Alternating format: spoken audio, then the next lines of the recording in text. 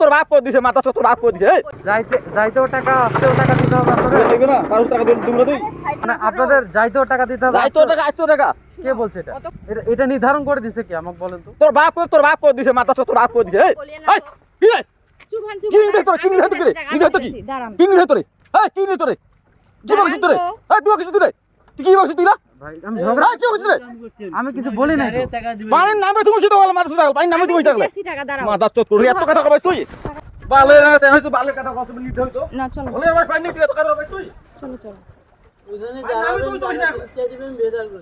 ভাই টাকা তো দিলাম তারপরে এইভাবে আচরণ কেন ভাই না চুপ তুমি কথা বলো না বাসে জীবনে আমাকে মারবেন এখানে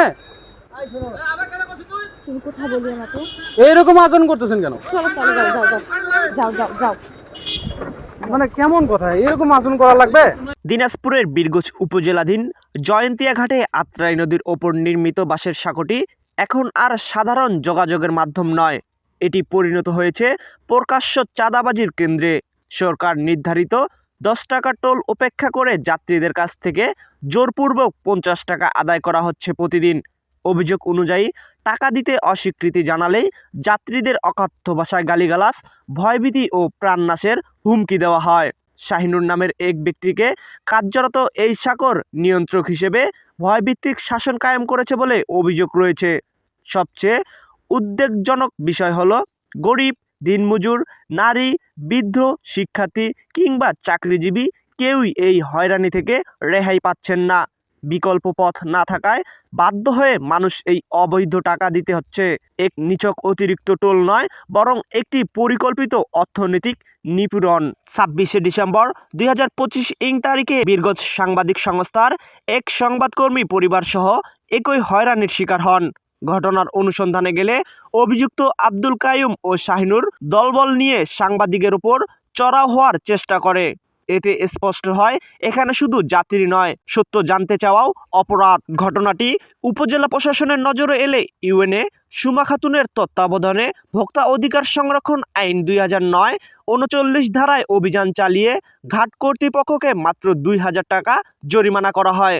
তবে দীর্ঘদিনের চাঁদাবাজি, ভয়ভীতি ও সাংবাদিকের উপর হামলার চেষ্টার প্রেক্ষাপটে এই জরিমানা জনমনে তীব্র প্রশ্নের জন্ম দিয়েছে। সম্পাদকীয় দৃষ্টিতে এটি শুধু কয়েকজনের অপরাধ নয়, বরং প্রশাসনিক ব্যর্থতার নগ্ন উদাহরণ। প্রশ্ন উঠেছে, এই চাঁদাবাজি এতদিন চলল কিভাবে? কার অনুমতিতে টোল আদায় হচ্ছে? অভিযুক্তদের পিছনে কোনো প্রভাবশালী শক্তি আছে কিনা? জয়ন্তিয়া ঘাটের সমস্যা এখন আর ব্যক্তিকেন্দ্রিক নয়, এটি আইনের শাসন ও নাগরিক মর্যাদার সংকট।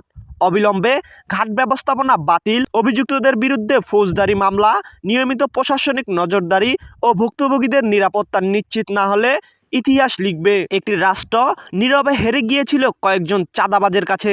প্রশ্ন একটাই, রাষ্ট্র কি এবার কথা বলবে নাকি জয়ন্তিয়া ঘাটের চাঁদাবাজরাই শেষ কথা বলবে? আমি বাস নিয়ে যাচ্ছি ওইবার নদীর এবার মেশিন নিয়ে গেছি, নিয়ে আসতেছি, কারণ আমার কাছে টাকা যাচ্ছে। আমি বলছি আমাদের জমা আছে, আমার কিছু টাকা দেবো।